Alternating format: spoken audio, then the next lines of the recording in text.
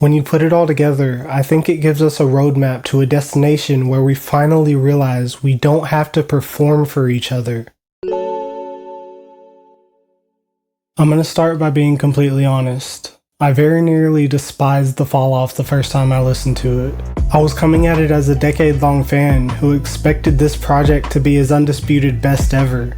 I expected concepts. I expected immeasurable amounts of substance. And honestly, I expected too much.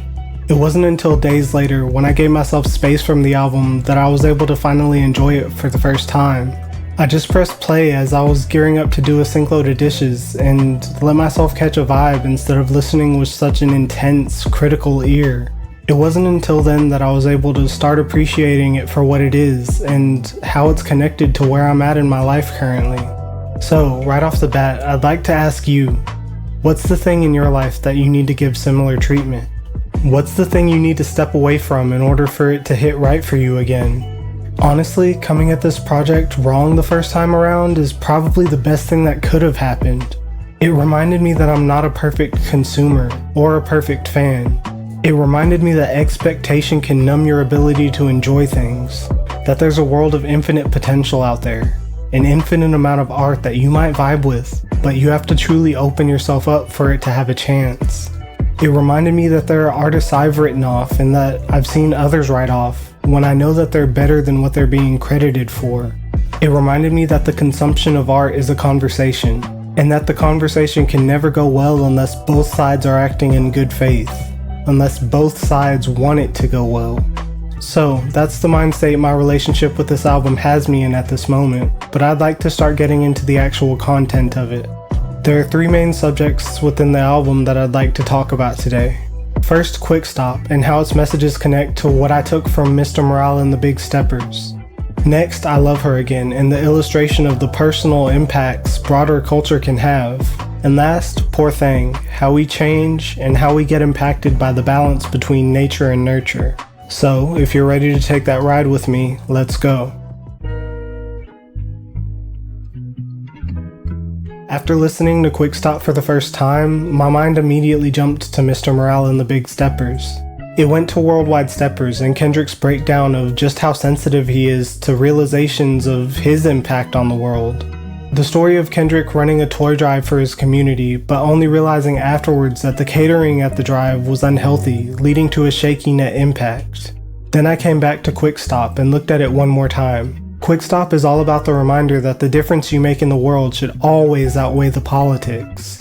It should outweigh the pain, the external noise you hear, the fear. It should all fade to the wayside of the fact that you're a good-natured person trying to do right by the world and having what success you can. The combination of these two songs reminds me that we can spend so much time focusing on our mistakes, we forget to stand in the light of our own good intentions. Quik Stop is the emotional permission slip to stop auditing ourselves and just start existing. These two songs can possibly meld together to form a more complete picture of how we can look at this subject. Kendrick shows us the anxiety and stress of overanalyzing your impact. Cole shows us the power of focusing on the positive side of it. But maybe there's a correct balance in between both of these sides. Maybe we can focus on the positive side of our impact while remaining careful and conscientious of the negative side. Maybe the right place to be isn't filled with anxiety and dread over the negative points of emphasis, or filled with joy over the positivity you've put into the world, but somewhere in between. I've found that more often than not, in life, the truth lies in the middle. The truth lies in those in-betweens, in both contentment and the desire for more. The satisfied rests and the never-ending climbs. And that's where I try to always be. I always try to find the comfortable middle ground. It's just naturally who I am as a person, but it's also where I feel most of the truth lies. I believe it's each individual's job to analyze their impact on the world, their friends and family, and to adjust their future mindset accordingly. And I believe nobody would be able to function if they were constantly on one side of the extreme. I've had points in my life when I was too hung up on my mistakes. I've also had points of extreme joy when all I could see was the potential good I could bring to the world. Neither of those places are where I think everyone should strive to be, and I think that's what we can take from the combination of these two songs. If you take anything from this section of the video, let it be that you are the difference you make, yes. But that difference also doesn't get to be the only thing that defines you. You're also your potential, your love, care, and the comfort you bring to others. At the end of the day, you're indescribable in a finite amount of words, and that's something I think we all need to understand about each other. But even when we find that middle ground from before, there's an outside world that's constantly trying to pull us from one side to the other.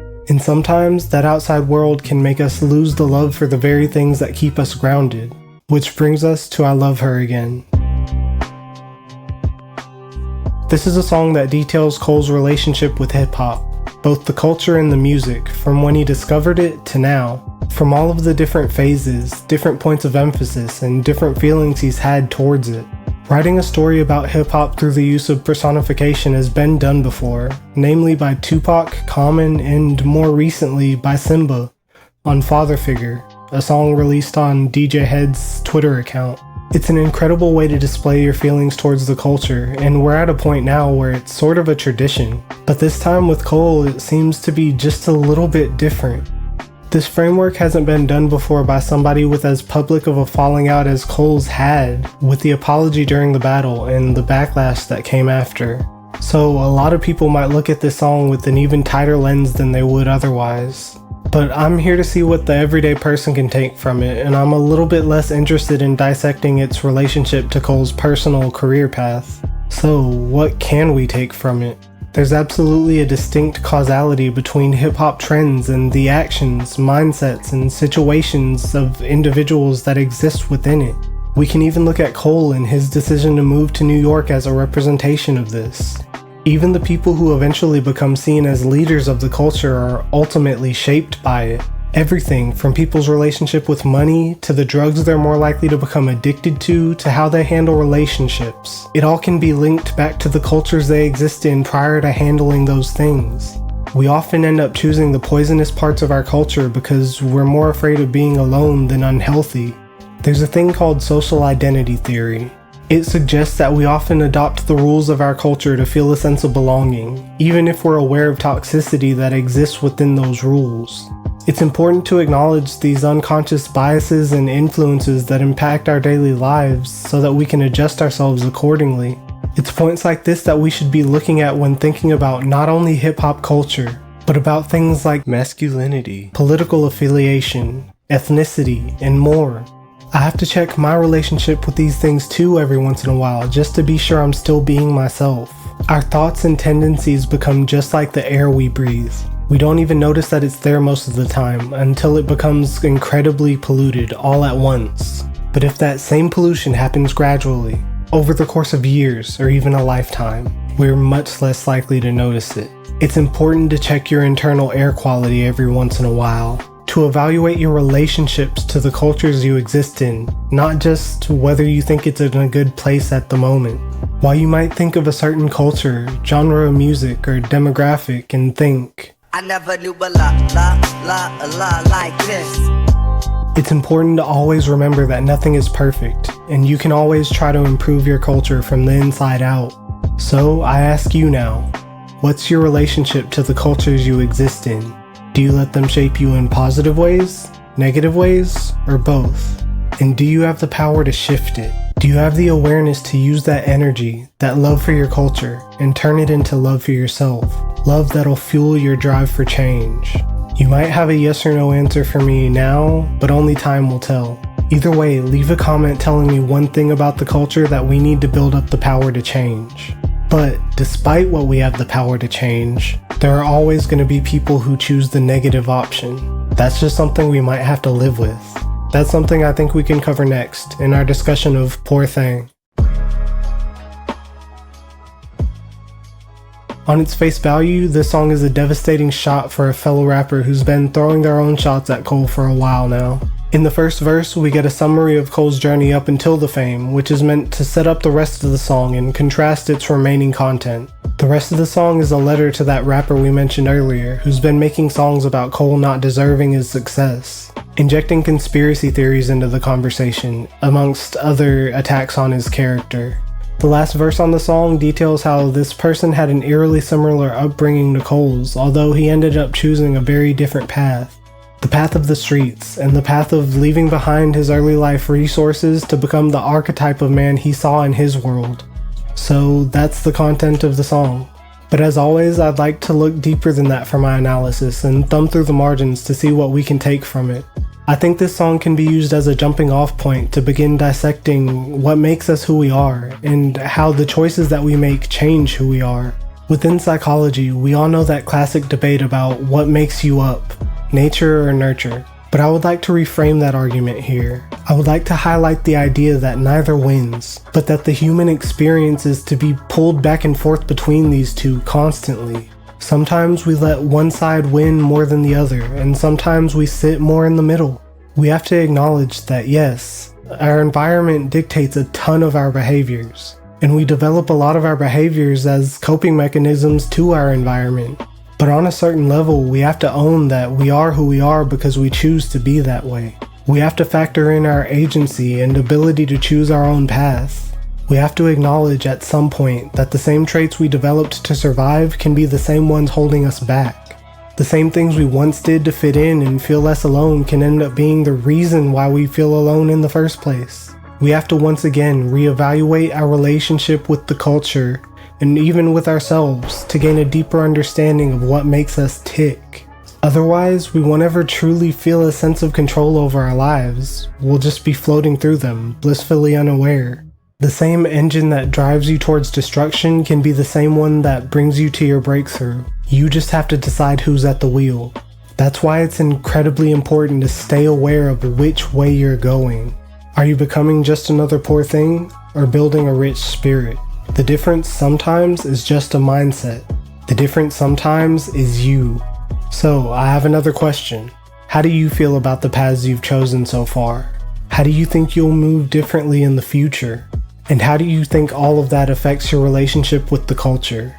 That's rhetorical. You don't have to leave it in a comment, but if you do, I won't judge.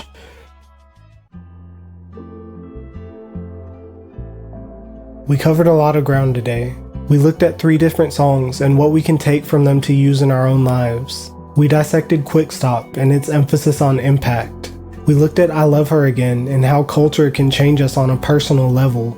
Last, we looked at Poor Thang and how it shows us an example of agency. When you put it all together, I think it gives us a roadmap to a destination where we finally realize we don't have to perform for each other. We don't have to be anything but ourselves, whatever that looks like. We don't have to perform for the culture. Our only mission is to be better than we were yesterday. And that's the journey I ask you to start today. But here's my prescription for you this video. Take a piece of art that you love and look at it a little bit differently the next time it comes your way. Take the lesson out of it instead of just being entertained. See if you can find the spirit of it beyond face value, even if you've got to wash the dishes while listening to it just to see. If this conversation helped you see things differently, I'd love for you to be a part of this community. Subscribe if you want to keep using the culture we love to build the lives we want. This has been Hip Hop Therapy. Take care of yourselves and take care of each other. I'll see you next time.